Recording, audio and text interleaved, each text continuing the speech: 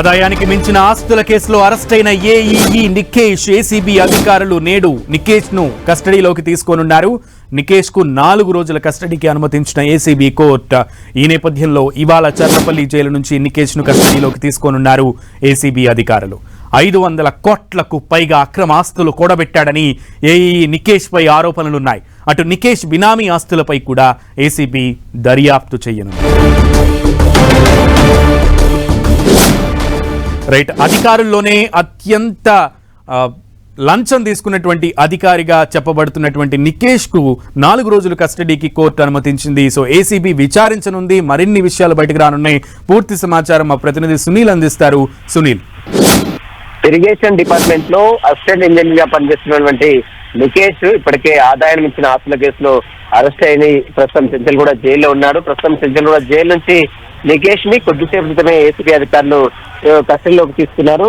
ఇక నికేష్ పై గతంలో కూడా అనేక అవినీతి ఆరోపణల కేసు కూడా నమోదు కావడం రెడ్ హ్యాండెడ్ గా ఏసీబీ అధికారులకు లంచం తీసుకుంటూ రెడ్ హ్యాండెడ్ గా పట్టుబడ్డాడు.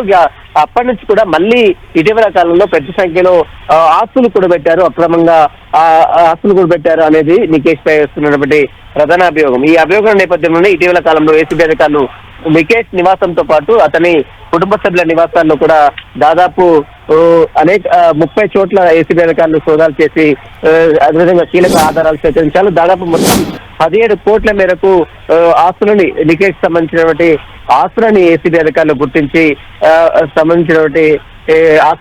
అతన్ని అరెస్ట్ చేసి చెంచల్గూడ జైలుకి రిమాండ్ తరలించారు. ప్రస్తుతం చెంచల్గూడ జైలు జ్యుడిషియల్ రిమాండ్ లో ఉన్నటువంటి నికేష్ ని 4 రోజుల పాటు కస్టడీకి అనుమతించాలని ఏసీబీ అధికారులు నాంపల్లి ఏసీబీ కోర్టులో కస్టడీ పిటిషన్ దాఖలు చేసిన నేపథ్యంలో నికేష్ ని 4 రోజుల పాటు ఏసీబీ కస్టడీకి అనుమతిస్తూ ఏసీబీ కోర్టు నిన్న ఆదేశాలు జారీ చేసింది. కొద్దిసేపటిమే ఏసీబీ అధికారులు చెంచల్గూడ జైల్లో అతన్ని కస్టడీలో తీసుకున్నారు. ప్రస్తుతం అతన్ని మెడికల్ వైద్య పరీక్షలు నిర్వహించిన తర్వాత అతను నేరుగా బంజారాహిల్స్ లో ఉన్నటువంటి ఏసీబీ వెళ్ళి సుదీర్ఘంగా విచారించే అవకాశం ఉంది. ఇప్పటికే ముఖేష్ సంబంధించినటువంటి బ్యాంక్ లాకర్స్ ను కూడా ఏసీబీ అధికారులు గుర్తించారు. ఇప్పటి వరకు నికేష్ సంబంధించిన 17 కోట్ల మేరకు ఆస్తులు గుర్తించారు. వీటి విలువ బహిరంగ మార్కెట్ లో దాదాపు 500 కోట్ల మేరకు ఉంటుందని ఏసీబీ అధికారులు భావిస్తున్నారు. ఇక మరోవైపు నికేష్ సంబంధించినటువంటి లాకర్స్ ఓపెన్ చేస్తే అందులో భారీ ఎత్తున బంగారము అదేవిధంగా డబ్బులు ఉండే అవకాశం ఉన్నట్లు కూడా ఉందని పోలీసులు ఏసీబీ అధికారులు భావిస్తున్నారు. ఎందుకంటే నికేష్ గతంలో కూడా